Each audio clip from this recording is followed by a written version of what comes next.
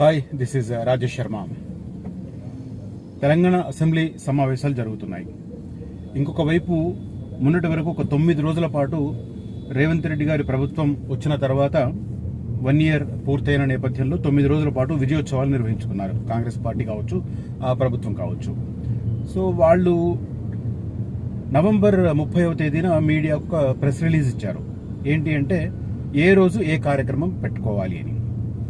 అన్ని షెడ్యూల్ ప్రకారం జరిగినాయి, కానీ ఒక్క ఫ్యూచర్ సిటీలో ఏవైతే ఆర్టిఫిషియల్ ఇంటెలిజెన్స్ సిటీకి శంకుస్థాపన, అదే రకంగా స్పోర్ట్స్ యూనివర్సిటీకి శంకుస్థాపన అని రాష్ట్ర ప్రభుత్వం మీడియాకు విడుదల చేసిన పత్రికా ప్రకటన ఆధారంగా ఉన్న షెడ్యూల్లో ఈ 2 కార్యక్రమాలు మిస్ అయ్యాయి. సో దానివల్ల మొత్తం ఫ్యూచర్ సిటీ మీదనే నీలి నీడలు కమ్ముకున్నట్టుగా ప్రచారం చేస్తున్నారు కొంతమంది ఇంటెన్షనల్లీ. ఎట్లా ఉంటుందంటే, ఇప్పుడు అక్కడ స్కిల్ యూనివర్సిటీ వర్క్స్ వెళ్ళి ఫిజికల్గా చూడండి. చూసిన వాళ్ళు కూడా ఈ మాట అనడం మరీ దారుణం. ఒక పెద్ద ఆయన కళ్ళారా చూసారు ఫిజికల్గా అక్కడ ప్లాటింగ్ జరగడం కానీ, తర్వాత స్కిల్ యూనివర్సిటీ వర్క్స్ కానీ కళ్ళారా చూశారు. అమెజాన్ డాటా సెంటర్ వర్కింగ్ కళ్ళారా చూశారు. తర్వాత 200 feet రోడ్డు కళ్ళారా చూశారు. పవర్ గ్రిడ్ కళ్ళారా చూశారు. అంత మెకానిజం ఉండగా ఒక్క కార్యక్రమం గ్రౌండ్ లెవెల్లో చేయాలి భూమి పూజ అని సీఎం గారు భావించిన నేపథ్యంలో అది ఒక 1 week 10 days వాయిదా పడింది అంతే. కానీ ఈ ప్రచారం ఎలా స్టార్ట్ అయిందంటే, సరే చూడని వాళ్ళు ప్రచారం చేశారని అర్థం ఉంది, కానీ చూసిన వాళ్ళు కూడా ఆ రకంగా కామెంట్ చేయడం నాకు చాలా బాధ అనిపిస్తుంది. సరే, అది ఎవరి విచక్షణకి సంబంధించిన విషయం, వాళ్ళ ఇష్టం. ఇక నేను ఈ వీడియోలో చెప్పదలుచుకుంది, అసెంబ్లీ సమావేశాల్లో ప్రభుత్వం చాలా కీలకమైన నిర్ణయం తీసుకోబోతుంది. ఇది not only Hyderabad real estate మీద ఇంపాక్ట్ చూపించేది కాదు, ఎంటైర్ తెలంగాణకు సంబంధించి, రాష్ట్రానికి సంబంధించి భూ సమస్యల పరిష్కారానికి ఇది ఖచ్చితంగా ఒక దోహదకారి అవుతుంది అనేది ఇండికేషన్. ఈ అసెంబ్లీ సెషన్లోనే ఈ బిల్లును, కొత్త R&R బిల్లుని ప్రభుత్వం తీసుకురాబోతుంది. అయితే ఇందులో హైలైట్స్ నేను చెప్పాలని నేను ఈ వీడియో చేస్తున్నాను.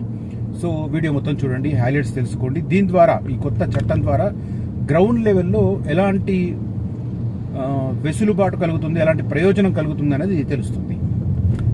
మనందరికీ తెలుసు, గ్రామీణ ప్రాంతాల్లో మొత్తం ఈ పటేల్ పట్వారీ వ్యవస్థ ఉండేది. ఒక 40 ఏళ్ల క్రింద స్వర్గీయ ఎన్టీ రామారావు గారు ఉమ్మడి ఆంధ్రప్రదేశ్ ముఖ్యమంత్రి అయ్యే వరకు కూడా రాష్ట్రంలో పటేల్ పట్వారీ వ్యవస్థ ఉండేది. వాళ్ళు ఆ నలుగురు కలిస్తే గ్రామ భవిష్యత్తును, అదే రకంగా గ్రామంలో ఉన్న ప్రజల భవిష్యత్తును నిర్దేశించేవారు. అంత రాచరికపు పోకడలతో కూడిన అరాచకపు వ్యవస్థ ఉండేది.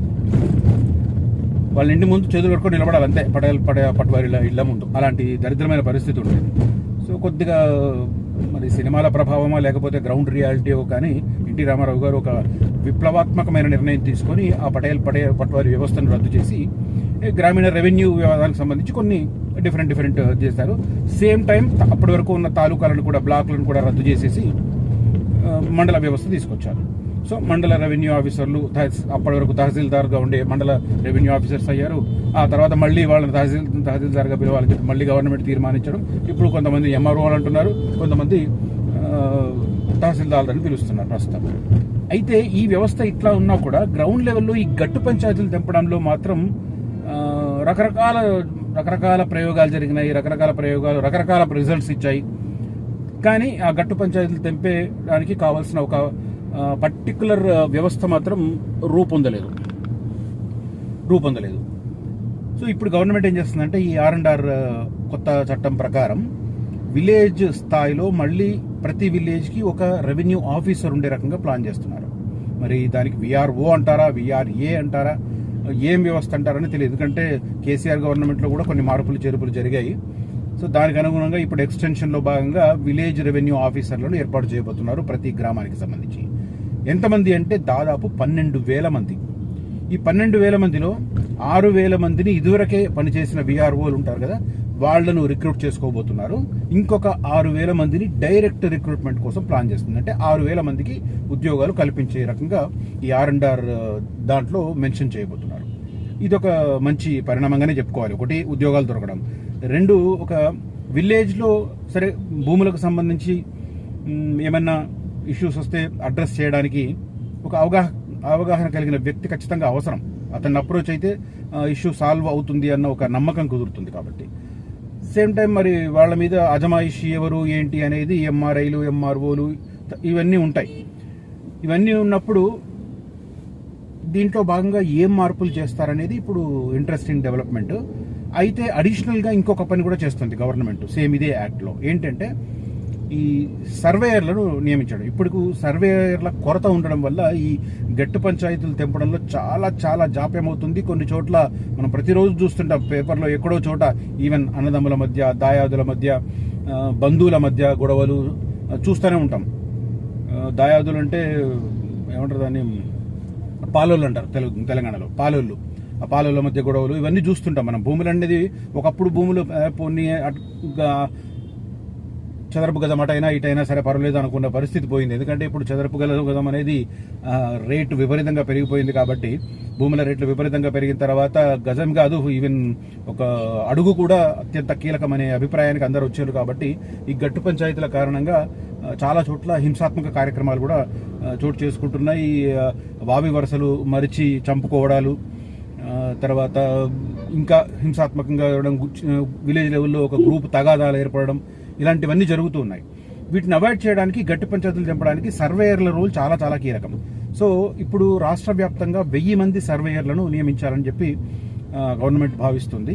దాదాపు 460 వరకు ఉన్నట్టున్నాయి మన రాష్ట్రంలో మండలాలు. సో ఒక మండలానికి 2 చొప్పున మొత్తం 1000 మంది సర్వేయర్లను నియమించాలని కూడా ఇప్పుడు ఈ R&R యాక్ట్, కొత్త యాక్ట్లో తీసుకురాబోతుంది. ఈ మార్పులు చేర్పులకు సంబంధించి ఇప్పుడు ఈ అసెంబ్లీ సమావేశాల్లోనే బిల్లు ప్రవేశపెట్టే అవకాశం కనిపిస్తుంది. నిన్నటి షెడ్యూల్ ప్రకారం చూస్తూ ఉంటే మొన్న ప్రారంభమైన అసెంబ్లీ ఇప్పుడు 16వ తేదీ నుంచి మళ్ళీ రెగ్యులర్గా రెజ్యూమ్ కాబోతున్నాయి సెషన్స్. కాబట్టి దాంట్లో ఈ R&R పాలసీని తీసుకురాబోతున్నారు. హైలైట్స్ అంటే ఇవి రెండు. ఒకటి 12,000 మంది VROలను, విలేజ్ రెవెన్యూ ఆఫీసర్లను నియమించడం. అదే రకంగా 1000 మంది సర్వేయర్లను, అంటే మండలానికి 2 చొప్పున సర్వేయర్లు ఉంటే ఈ చిన్న చిన్న పంచాయతీలు అక్కడికక్కడ తెంపే అవకాశం ఉంటుంది. అప్పీలేట్ అథారిటీ కూడా MRO స్థాయిలో ఫస్ట్ దాని సమస్య పరిష్కారానికి ఉంటుంది. ఒకవేళ MRO స్థాయిలో కాకపోతే దాన్ని రెవెన్యూ డివిజనల్ ఆఫీసర్ RDO దాకా వెళ్తుంది.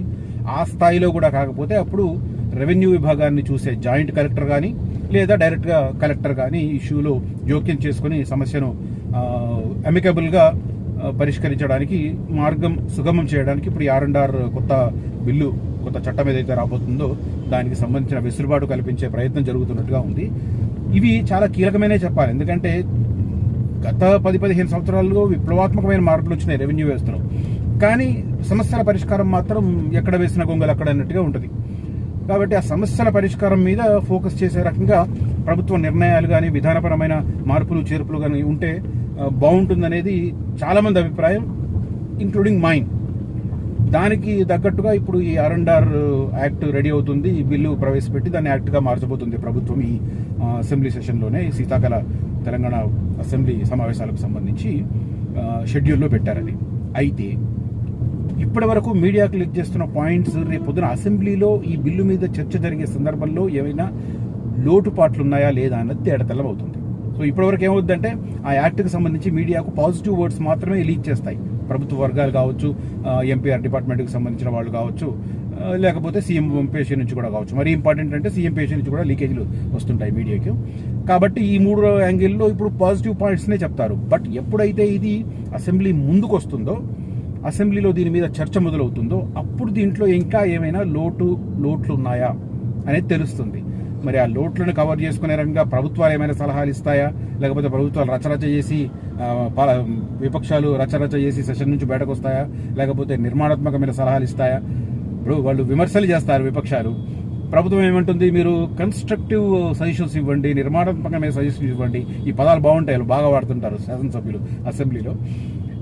సో చాలా సంవత్సరాల పాటు అసెంబ్లీ సెషన్ కవర్ చేశాను కాబట్టి నాకు ఆ పదబంధాలు బాగా వంటపట్టినాయి నాకు. సో ఇప్పుడు ఈ R&R యాక్ట్కి సంబంధించి కూడా మరి గ్రౌండ్ లెవెల్లో రియలిస్టిక్గా ఇష్యూస్ని అడ్రస్ చేసే రకంగా ఉండే రకంగా బిల్లు కనుక రెడీ అయితే well and good. Same time assembly దాన్ని ఆమోదించడము, అది ఎప్పటి నుంచి అమల్లోకి వస్తుంది అనేది కూడా చాలా కీలకం.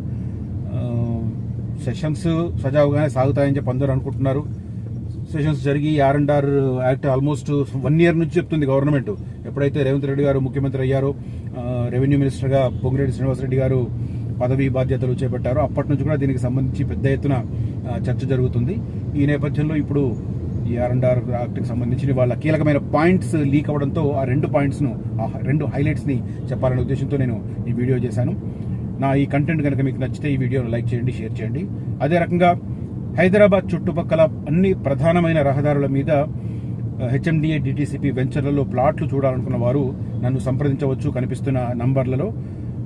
అయితే నేను ప్రధానంగా చెప్పే అంశం ఏమిటంటే, అప్రూవ్డ్ లేఅవుట్ అప్రూవర్కి సంబంధించిన ప్రతిదీ నేను క్రాస్ చెక్ చేస్తాను. అదే రకంగా లింక్ డాక్యుమెంట్లు పర్ఫెక్ట్గా ఉంటేనే సజెస్ట్ చేస్తాను. జస్ట్ మీరు లొకేషన్ ఆధారంగా, మీ బడ్జెట్ ఆధారంగా ఎంపిక చేసుకోవడం మీ బాధ్యత. I will be responsible for future related issues కూడా నేను రెస్పాన్సిబుల్. అంటే మీరు రేపొద్దున రీసేల్ చేయాలనుకున్నా కానీ అట్లాంటి సందర్భాలలో కూడా నన్ను సంప్రదించవచ్చు. I will take care of all those things. Thank you for watching this video. Signing off, Rajesh Sharma.